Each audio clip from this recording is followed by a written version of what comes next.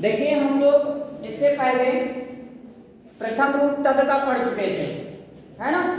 और आज जो है हम पुनः दूसरा रूप पढ़ेंगे। और जैसा कि हमने बताया था कि जो स है वह वो 3 लोगों के लिए प्रयोग किया जाता है।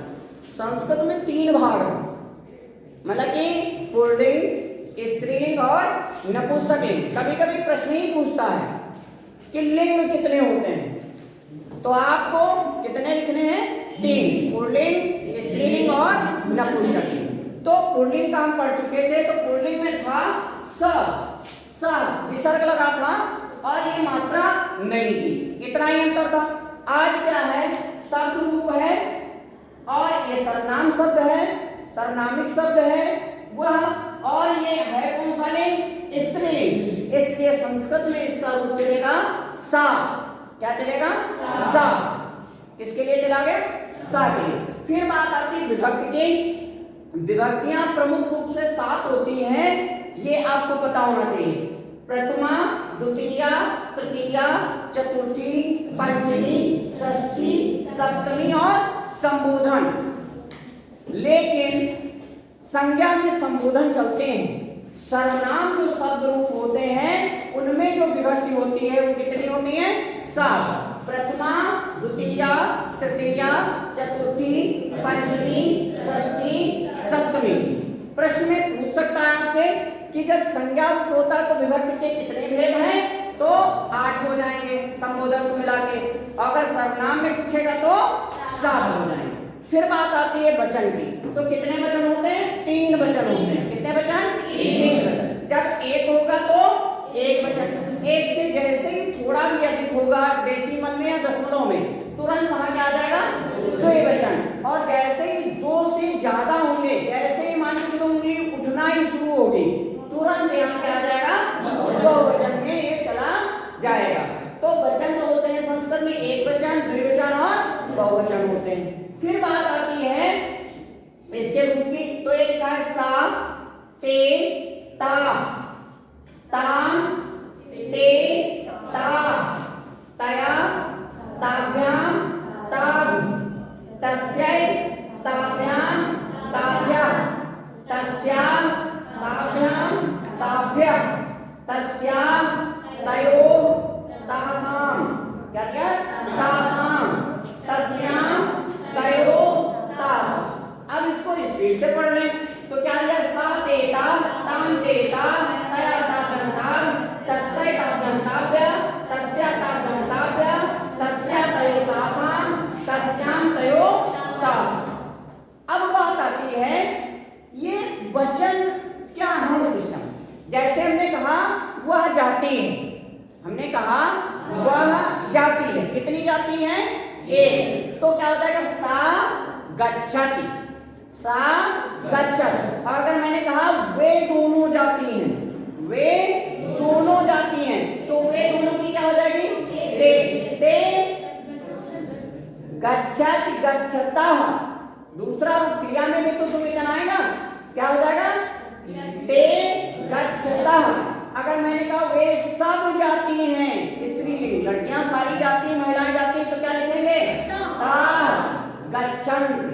अर्थात वह जाती है तो सा गच्छत, वे जाती हैं या वे दोनों जाती हैं तो ते गच्छतः, और वे सब जाती हैं तो ताः गच्छन्ति। ऐसे रूप इसके चलते हैं और पेपर में आ सकता है। क्या पूछेगा पेपर में? कैसे प्रश्न आते हैं वो उसने पूछ दिया। ते शब्द स्त्रीलिंग किस विभक्त व वचन का रूप है? ते स्त्रीलिंग शब्द किस वचन और विभक्ति का रूप है? तो आप क्या लिखेंगे? द्वितीया विभक्ति और द्विवचन का रूप। अच्छा, अब देखो 2 जगह ते दे दिया है, तो तुम कह सकते हो सर द्वितीया को प्रथमा भी तो हो सकता है। हाँ, अगर ऑप्शन में दिया है प्रथमा विभक्त द्विवचन तो ये वाला, अगर द्वितीया विभक्त द्विवचन दिया तो वहां कंफ्यूज मत होना कि लाओ ये भी लिख दें, क्योंकि वो कैसा प्रश्न होता है? ऑप्शनल होता है। तो ऑप्शन में आपको देखना है कि वहां प्रथमा विभक्त दिया है या द्वितीया दिया है। जैसा कि यहाँ देखिए ताभ्याम ताभ्याम विभक्त, चतुर्थी विभक्त और पंचमी विभक्त। तो पेपर में ये ध्यान रखना होगा द्विवचन सब में, लेकिन यहाँ विभक्ति भी बदल जाएगी, चाहे द्वितीया तृतीया द्विवचन आए, चाहे चतुर्थी द्विवचन आए, चाहे पंचमी द्विवचन आए, तीनों का रूप क्या रहता है, ताभ्याम ही रहेगा। उसमें आपने क्या लिखा था, एक शब्द प्रयोग किया था पुल्लिंग में, तेभ्यः, और हमने कहा था ये तीनों में लगभग समान होता है। अब यहां तो हो गया ताभ, क्या परिवर्तन हुआ, से समानता क्या है उन दोनों में, तो समानता तृतीया विभक्ति में क्या रहती है, विसर्ग की। यहां पर अंत में तृतीया विभक्ति में यहां भी है, लेकिन यहां ई की मात्रा या ऐ की मात्रा या ए की मात्रा आती है और विसर्ग आता है। कोई भी रूप उठा के देखना, वहां छोटी की मात्रा होगी या बड़ी की मात्रा होगी या विसर्ग होगा या ऐ की मात्रा होगी, ये अवश्य मिलेंगे। ठीक है, फिर उसके बाद ये दोनों सिमिलर होते हैं, ताभ्या ताभ्या। अच्छा एक चीज और, हमारा पुल्लिंग हो चाहे वो स्त्रीलिंग हो या हमारा नपुंसक लिंग हो, इन तीनों में समानता रहती है, तयोः तयोः, चाहे वो स्त्रीलिंग रूप हो, चाहे वह पुल्लिंग रूप हो, चाहे वो नपुंसक लिंग हो, सब में क्या मिलेगा, यहाँ षष्ठी सप्तमी में तयोः तयोः समान रहता है। बदलता अंतर क्या है, ये और ये वाली नहीं, और ये बीच का लगभग सिमिलर रहता है। ठीक है, तो समझ में आया, पेपर में प्रश्न ऐसे पूछ सकता है और पूछता है, कभी कभी पूछ लेगा कि प्रथमा विभक्त सा शब्द रूप व शब्द रूप का स्त्रीलिंग, चतुर्थी विभक्ति का बहुवचन रूप बताएं। वह शब्द रूप का स्त्रीलिंग में चतुर्थी विभक्ति में क्या बनेगा बहुवचन में, तो चतुर्थी बहुवचन में आ जाएंगे और ऑप्शन में तुमको मिलेगा क्या, ताभ्या। वहां ताभ्या वाले पर क्या कर देना है, गोला कर देना है। तो प्रश्न कई प्रकार से आप पूछ सकता है, एक तो पूछ सकता है देकर ये दे दिया और पूछ लिया कौन सी विभक्ति कौन सा वचन है।